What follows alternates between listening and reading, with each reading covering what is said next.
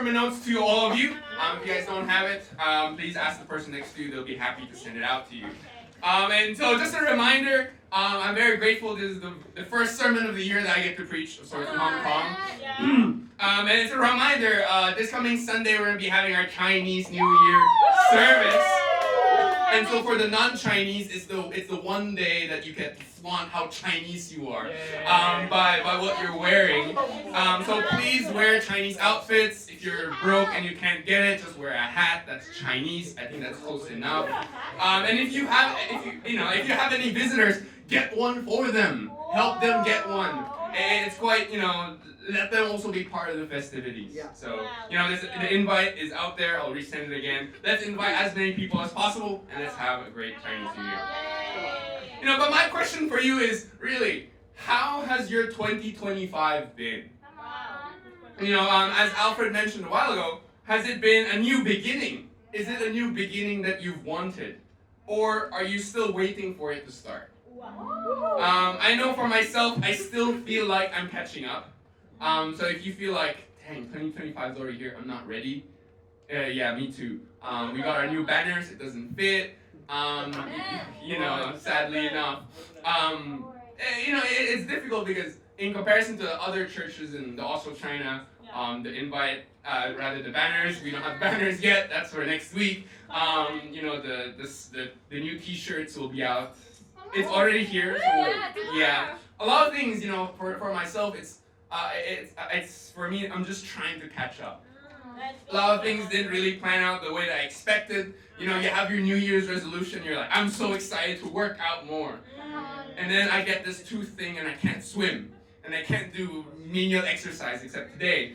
And, things happen as well. With the job, with people and all these things. And for us, some of us, we're still trying to catch up. And, amen, that happens. What do you really want 2025 to be for you? In Proverbs 29, verse 18, it reads, where there is no vision, the people perish.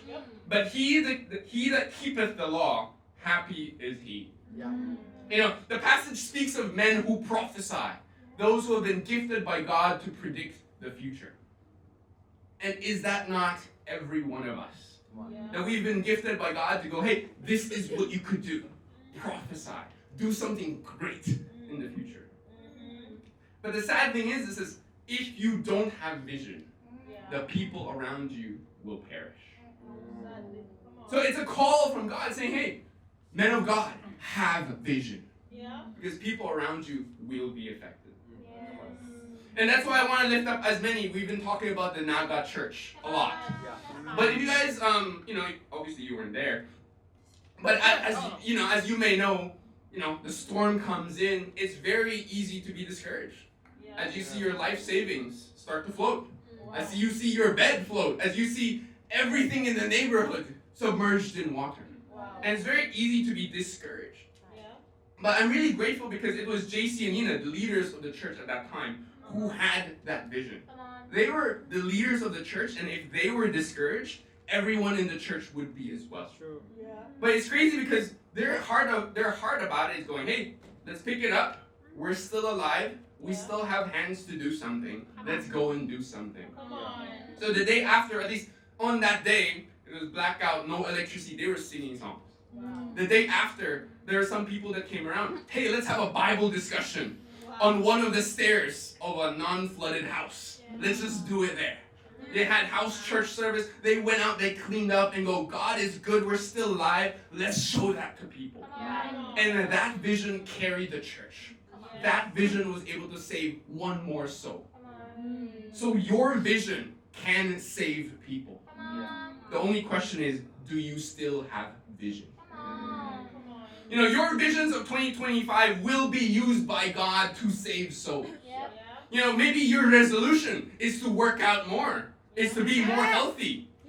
Maybe the workout club that you join tomorrow will have a brother or sister you're going to be baptizing. Maybe your desire to graduate to graduate college will get you a tutoring job or a tutoring a relationship that you can go and save, that you can share the gospel with. Maybe another meetup group, as Nikke, so proudly has mentioned. Maybe you want to learn a language, and the meetup group that you join goes, I can't believe this Nigerian woman wants to learn Chinese. Now this girl is a Christian because she wants to go and save Chinese souls. Wow. So your vision can save souls because God is with you. Do you see that? All Christians, especially leaders, need a vision. Because they're constantly being called by God. Because from darkness, we have moved to the light. Wherever we go, that is where the light is. Be it that meetup group, be it that classroom, be it that campus, be it that workspace, be it that laboratory. God is using you. And that call is the same for young Christians to mature, to become Bible taught leaders. Or Bible taught leaders to then become evangelists, elders, and shepherds. If every single person in this room could be a Bible taught leader, Hong Kong would be evangelized. That's a clear fact. The title of my lesson today, therefore, is vision, the essential quality of every great leader. Point number one, it's a vision for you to seek to see God. The big question, as Alfred mentioned a while ago, why do most resolutions die? Hopefully yours hasn't died yet. Many resolutions die because their resolution is made by themselves. No one else to keep them accountable. Their resolution changes nothing about their lives or the lives of other people. So no one cares if you fail or if you succeed. That's just a fact. And yet, do you realize that when you are fighting for your resolution in 2025, God is fighting with you? That the disciples are fighting with you? That even non-Christians are fighting with you? And even that idea will carry you on to 2025. If you guys weren't there in the Christmas party last year, and you should be, it is a great privilege. It's actually one of my greatest privileges to sing in Cantonese for the very first time. It's a classic song, pretty much everybody knows, even if you've just landed here, come on. Sing it. I completely forgot the lyrics right now. My goal is to learn a different Cantonese lyrics. But if you guys go to karaoke, and you know one song and you're excited to do that one song, and nobody sings it with you, that is discouraging. You sing a Disney song so passionately, and everyone's like, what song is that? They don't even bother trying. They're on their phone while you're singing. It's the most discouraging feeling. And yet, when the three of us was able to sing that Saturday night, everybody came and joined in. Wow. And that was the most encouraging thing. Denzel was there in spirit.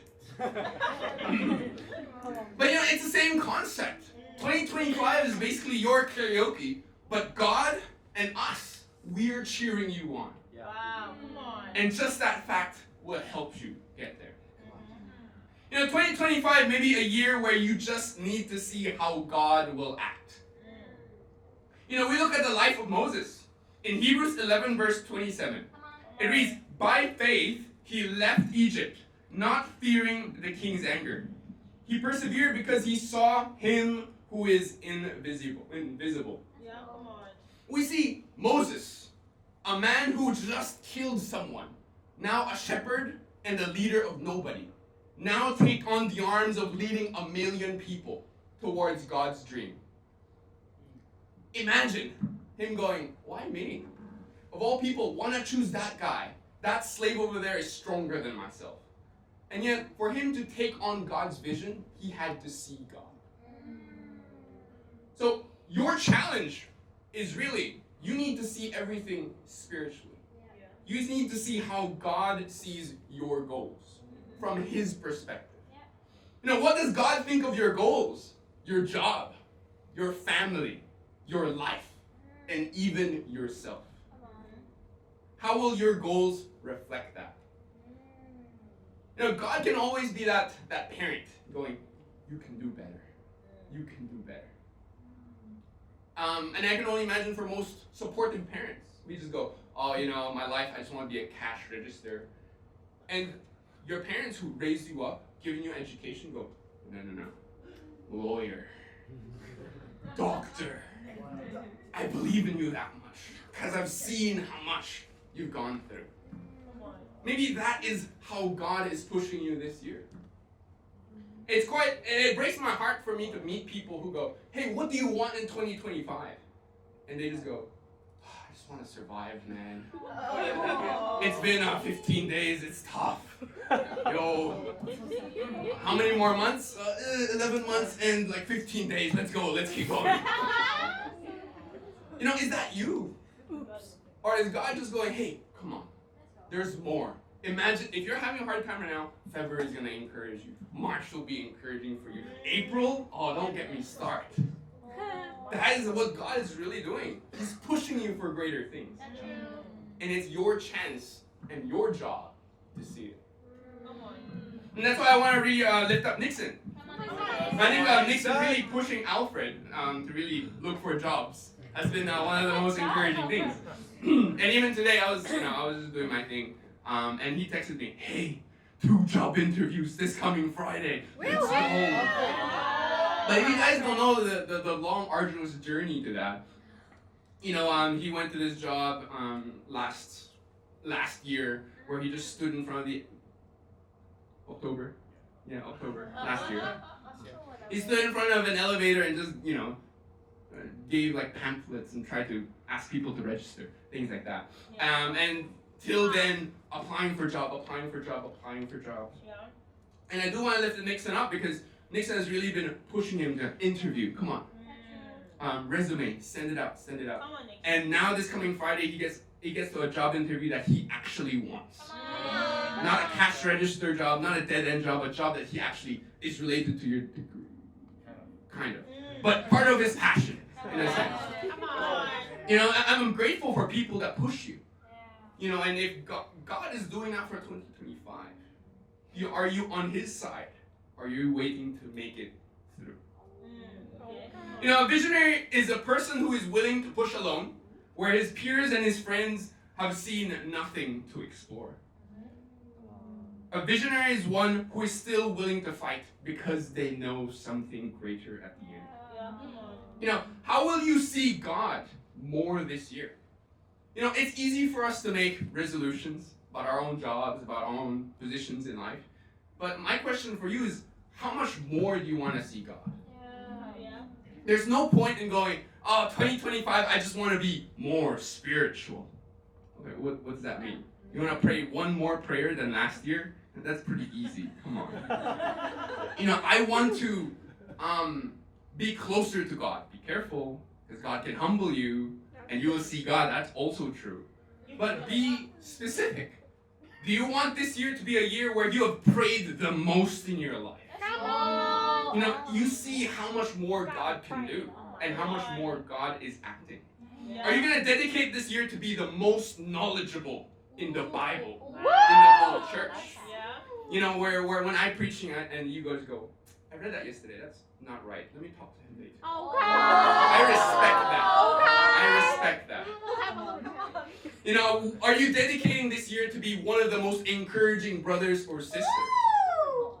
Are you dedicating this year to have more faith? To not say no to any challenge? Have goals on what you want spiritually. Point number 2, you need to have vision for people. Believe in people even and especially when they do not believe in themselves. Vision now includes seeing people as they can be, not as they are now. Because that's what God has done ever since the beginning of the Bible. The Pharisees, Acts 4 verse 13, it reads, when they saw the courage of Peter and John and realized that they were unschooled, ordinary men, they were astonished and they took note that these men had been with Jesus. I'm very sure that the Pharisees took a good look at Peter and John and the rest of the apostles. They looked them down, up, sandals, not clean t-shirt, not shaved beard. What are these guys? Yet Jesus was like, these guys, they're going to change the church. They're going to change the world. I have great faith in them.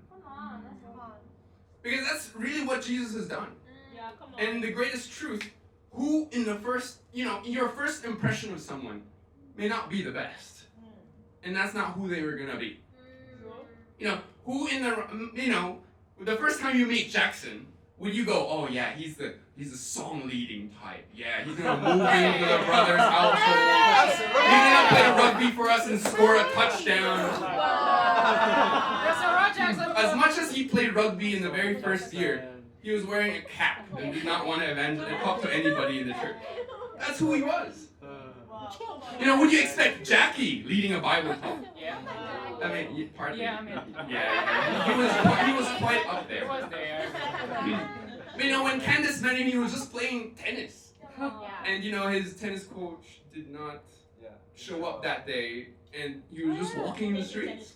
And now look at him now, starting a business and leading a Bible talk. The person you know in your contacts, in your phone, might not be the same person in a year's time. It depends on how you think of him, what you want to do, and how God thinks of them as well. And you need God's vision in that. Are you praying over these people? Do you have that much faith?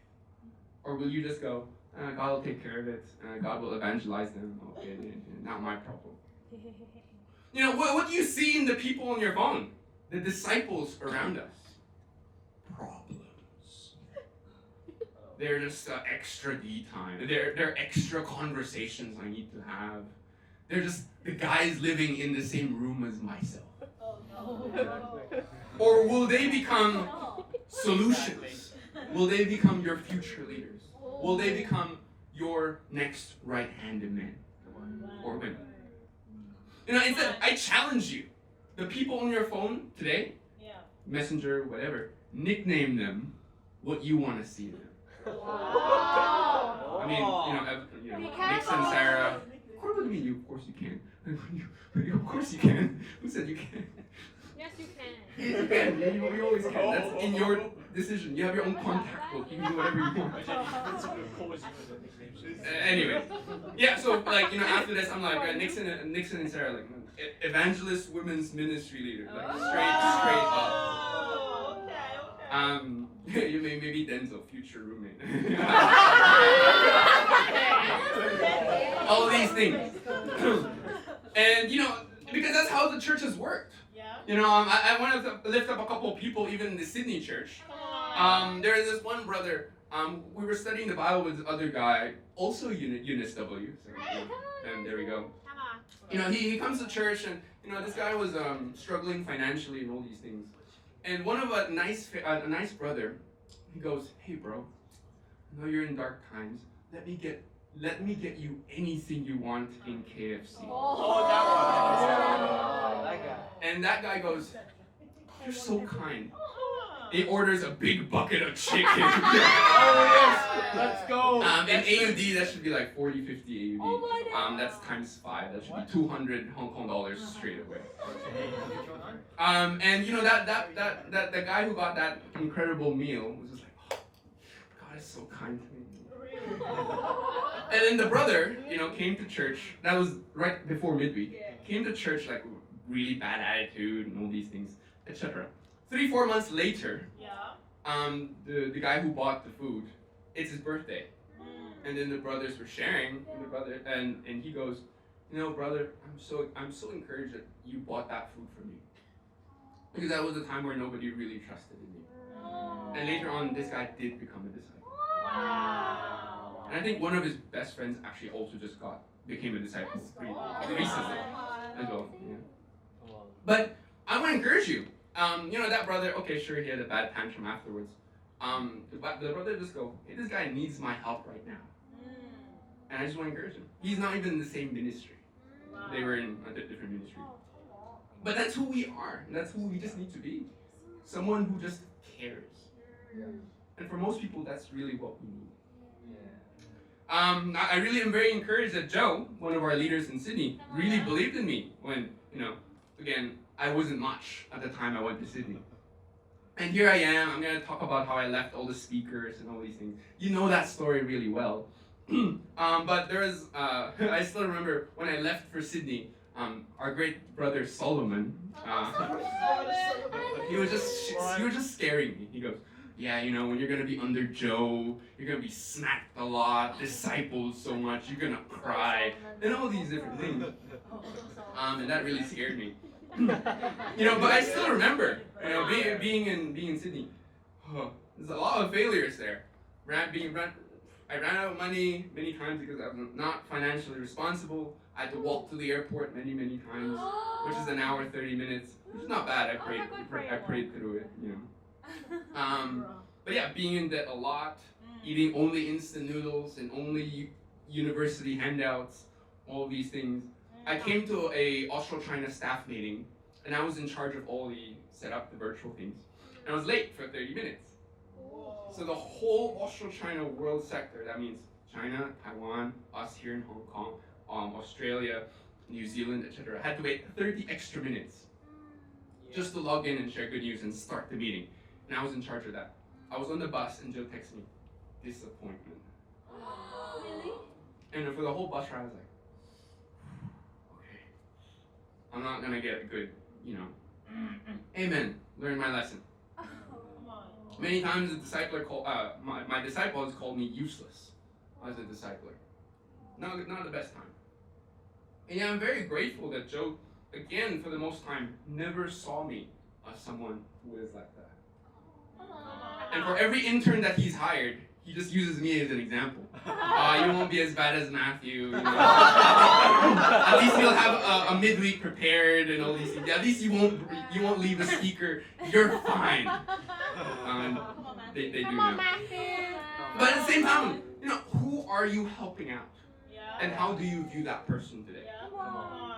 We need to learn how to see as Jesus saw. Jesus saw Peter as a prophet, as a preacher, as a saint, and as a leader of the next spiritual revolution that would turn the world upside down. Sometimes you just need to be blind to overlook people's issues. Okay, sure. Sarah, can I borrow your glasses? Yeah. Sometimes I have great vision. Okay. Physically. But sometimes you have good 20/20 vision, and what you see in front of you is what you get. Oh, that person didn't clean up. That person didn't wash the dishes. That person didn't study the Bible. All of these issues. But I was just wearing people's eyeglasses. Oh, that's sorry, Sarah. But sometimes I envy people who don't have that good a vision. Because the only thing you'll care about is that person gonna help me? I won't care about the details. As long as you help me, I'm fine. It is easier to walk by faith if you can't really see. Let's go. So if someone has hurt you, if it's hard for you to love someone, where, I won't say blind yourself. Maybe for the first couple of times, close your eyes and see how God sees and not how you see. Come on. Here you go. Oh, thank you. But that's the whole point of being a disciple. It's going out to find people to polish, to sand down, hoping that they are the diamonds in the rough. Let's go. Eyes that look are common, but eyes that see are rare. And as disciples, that needs to be us. Because what if your teacher is the next shepherd? What if your next classmate will be the next person who will baptize another famous celebrity? That's in God's timing. And we need to be all the more looking out for that. We need to learn how to love. We need to learn how to love loving people. That's true. Sometimes we go, oh my gosh, that guy, he's a non-Christian. For him to believe in God will take so much time, will take so much effort, will take so much. And we just go, let's move on. I don't really want to talk to that guy. Okay, next. You see the amount of work and you just go, that's someone else's job. And yet it's yours. And it's been really, really humbling this past week, calling all the people who've fallen away in the church. It's very humbling to first apologize for something I've not done, but at the same time to hear out their heart. In the first year, we had one of the brothers who've fallen away, and since then, who's been posting persecution articles of these church, etc. And I just gave him a call and goes, I don't really want to attack the church anymore. I want to forgive and I want to move on. And for me, I'm so grateful that I had to be able to reach out, because who knows, in 10 years he might come to God. But that's not in my hands. But I want to leave that door open. And it's really, really awesome. Please be praying, because I'm meeting with Jamar this coming Friday. Come on. And it's not studying the Bible. It's, hey, can I help you? Is there anything that the church, anything I have done that I have made a mistake in? I just want to make and come to terms. Please be praying for Ryan, who, the brothers will be running 10 kilometers in the near future. We have not set it up. And Henry, who will be coming to church this coming Sunday. I want to lift up Nick, who's been able to reach out to Chloe as well. But at the end of the day, these are the people that we've sadly made wrongs to. Maybe not you, but at the end of the day, it's not about them becoming a Christian this year. It's about, do they have a great relationship with God when they die? That could be in the next 5 years. That could be in the next 10 years. But if you've opened the door for something like that, you've done your job. I want to encourage, there's even a great example, Heisenberg, which Alex will meet, because he's also in Eunice W. Do you imagine, he's a guy from mainland, and so he comes with no belief in God whatsoever. And Keanu and the other disciples started studying the Bible with him. And being someone who does not believe in God, it's hard for you to come to the full understanding of God. And yet, they were studying the Bible. He moved into the brothers' household, lived with the brothers, came to church, came to all of these things. And now he's a Christian. He's song leading right now in a full green suit. He's in Eunice W, and he's teaching so many other non-Christians on how to believe in God. He's serving the now established AMS ministry in Sydney underneath Ben, which I'm very, very grateful for. But it might not be in your timing, but we need to have vision for people.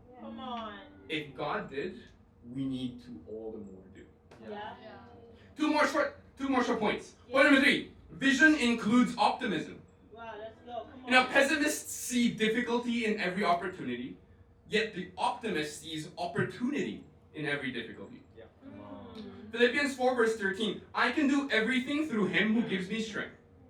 The pessimist tends to hold back people of vision from pushing ahead, because they're only there to notice the problems. The person who sees difficulty cannot inspire other people, because they're always going, what if this? What if that? What if that? They're not going, it's going to work. It's going to work. Have faith. Would I say the same to you? In your life, are you someone that multiplies problems? Or someone that makes solutions possible? I'm very grateful for the people I ask random tasks with, because Amen ministry can be crazy. So I'm grateful for Alvin, who I just sent, hey, here's the song sheets, can you print it out? And he does his, in his break. For, Melissa to pick it up and all these different things. I really am grateful for you guys. But rather than them going, bro, this is so late, you could have done this a lot earlier. Yes, I will. It's my bad. But rather than do that, they just go, hey, I want to help as much as I can. And I'm very grateful for that. Too many times, even in Sydney, I can come in after my day off on Friday, going into Bible talk, and I open the door. That does not smell good. The bathroom is dirty. The living room is a mess. The balcony has clothes on it and things like that. My bedroom's a mess and all these things. And Bible talk is in an hour. And we go, yes, we have time. Yes, I have not written my Bible discussion yet. Amazing. Let's go. Let's clean the rooms. Let's clean everything. But rather than making a big deal, texting the group a passive-aggressive mail, I just go, let's deal with this. Let's make a solution. I'm very grateful as well for Joe. He has that heart, always finding the solutions when none can be seen. And I really want to lift up Solomon as well. If you guys don't know, the Brisbane church has finished their special on January 1st. And that was because, Solomon, one of the brothers, has a difficulty trying to raise special. And the brothers were like, let's go. Let's help you out. Let's go and sell cookies. And one of the brothers was able to help sell cookies and got 700 AUD in a day. And because of that, the Brisbane church does not need to think about raising money. Their focus is now, I want to please God, let's go and find some more people. But it was Solomon's optimism and go, hey, brothers, let's all help this one brother out. Let's go. Let's have faith and let's make it work. There's no place in a leader for a victim mentality. Listing things and listing reasons of why things went wrong helps no one. And rather than listing the things why you can't do it, grumbling, complaining, blaming people will not help you or will help anybody. Rather, take that heart, complain only if you have two solutions to deal with the problem. Then you're not a grumbler anymore. You're just a solution finder. Because you've stated the problem and you've stated what you want to do. Come on. You've now turned complainer to miracle worker. That's how easy it is. Let's go. And seeing how God will work through the disaster is the role of a leader. Point number 4. Come on. Vision is adventurous. Hey, Vision needs to lead you to something exciting. Let's go. The person of vision takes fresh steps. Steps that nobody has ever done before. Steps that would excite people because it has never been done. If you look at Jesus, you look at the things that he has done. Dude has walked on water. He has driven demons out. He has fed 5,000 people. These things have never been recorded in anybody's life. To be the first person to walk on water, that's crazy. And yet Peter and the rest of the apostles were like, that's true. Let's do something nobody's ever done before. Now Peter and the apostles gets into shipwrecks, still preaches in shipwrecks. Also does the same, preaches to cannibals, preaches to people that are non-godly, preaches to celebrity authorities. Imagine preaching to, Donald Trump. Or someone really, really famous. Never been done, because you might die. He starts a Bible discussion pretty much in a random city where everybody wants to kill him. And that's the life. Someone doing something crazy. And that's what our lives need to be. To achieve the impossible, we must aim for the unbelievable. So I want to challenge everybody. Do something that you would remember this 2025. Something that would excite you. Something that you can use for a sermon, maybe. Something that would really carry something on. I want to lift up Sarah. Not this Sarah. Sarah in Sydney, the Islander one. Making clarification. She works there. And all of a sudden he was like, hey, let me join this random meetup group. He goes to the meetup group, notices the leader is not even there. Oh, okay. And basically goes and has fun. But basically she has had so much fun that the people in that group goes, yo, are you the leader? Can we do this again? And basically she does it again and the leader goes, yo, I have no time. Can you just take it over, please? Oh. And so Sarah has now fully taken over these coastal walks. Wow. Because of how fun she is, of how memorable she makes it, and just how incredible her life is. And that could be the challenge for us. Take over a meetup group. I don't know. Do something crazy. Start a Bible discussion in your local area. For your dorms, for whatever. But people will look back and go, this guy has done something. And you look back, and if that's the only thing you've done in 2025, you've won life. God will take care of the rest.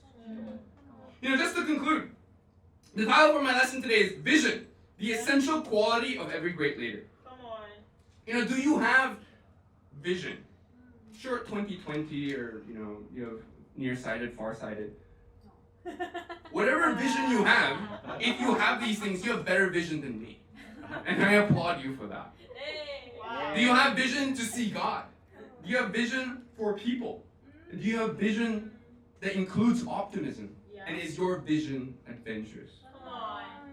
I present you today with the church's goals Oh, wow. for 2025. Come on, go. Come on. I want a church to be able to go through and read the Bible by the end of the year. Come on, go. Very straightforward. To be able to have the church up to 45 members by the end of the year. We're right now 29. Let's double it. Let's go. Less than double. Oh. 29, 45 minus 29. Let's do it now.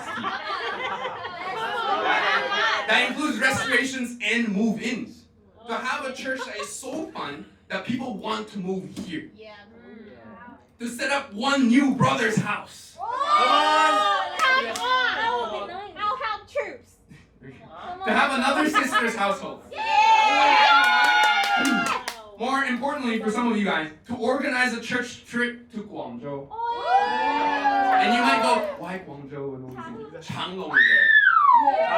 And last year I was talking about 60 RMB will get you a ticket for the whole day plus 2 free drinks. A trip there from Shenzhen is like 40 Hong Kong dollars by bus. And there's a Starbucks in like an old city wall that I'm gonna have a quiet time in. Yeah. To have PolyU Bible Talk by September 2025 for 2 new dating couples in Hong Kong. And financially to be self-sufficient financially. So if you guys don't know, the church right now is still being supported by Special. But my goal is at the end of the year, each and every one of you guys has a different job that pays double.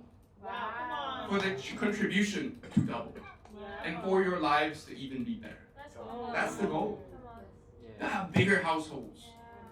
To have more family times that we don't have to cook. Because we can go outside and just eat.